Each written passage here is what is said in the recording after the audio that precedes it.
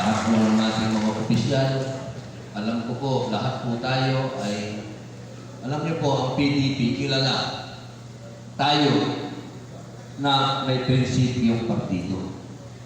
At kapag ka may prinsipyong partido, ibig sabihin, lahat tayo dumagin dito ng KKP. Tayo ay gumagastos para sa ating kalayaan, para po sa ating tagumpay. Hindi po tayo pinas ng kahit na sino. Tayo po ay lahat nagmamalasakit sa bayan.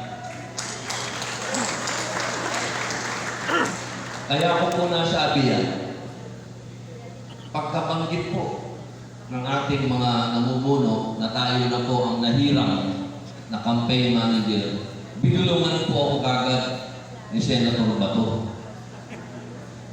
Sabi ni Senator Bato, humanda ka na.